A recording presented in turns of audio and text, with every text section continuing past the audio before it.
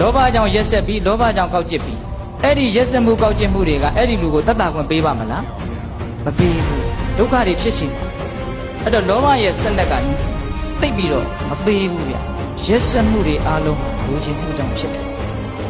တခါတခါတိတ်ကြောက်စရာကောင်းတဲ့ရက်ဆက်မှုတွေမရှိဘူးလားရှိတယ်နော်ကမ္ဘာသမိုင်းကိုပြန်ကြည့်ရက်ဆက်မှုတွေရှိတယ်ဟစ်တလာတို့လူတွေအများကြီးတက်ဖြစ်တယ်ဘာကြောင့်လဲ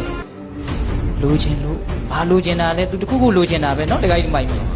အဲ့တော့လူချင်းတဲ့လောဘသည်ရက်ဆက်မှုအလုံးကိုဖြစ်စေလူချင်းတဲ့လောဘသည်ဘုရားလောင်းကပြောတာတော်တော်တောင်ခင့်မိတယ်နော်နိကတိဝဉ္စနာနိစာ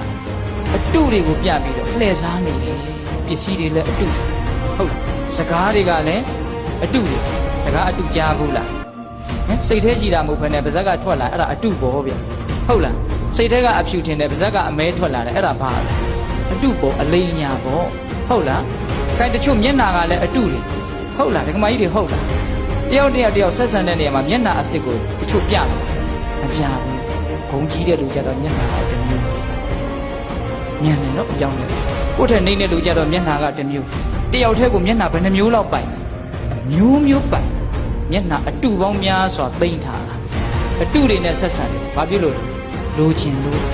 သူ့တွေကတခုခုလိုချင်ရင်အ ਨੇ ဆုံးမျက်နှာချိုသွေးရတယ်မျက်နာအတုထုတ်ပြလိုက်တယ်ဟုတ်လား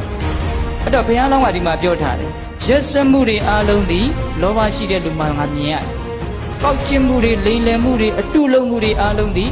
လောဘရှိတဲ့လူမှငါမြင်နေရတယ်ဒါကြောင့်အဲ့ဒီလောဘကိုငါမရချင်ဘူးအဲ့ဒီတော့လောဘကြောင့်ရက်ဆက်လာတယ်လောဘကြောင့်ကောက်ချစ်လာဒီလိုကောက်ချက်ဆွဲရမယ်နော်တခါကြီးတို့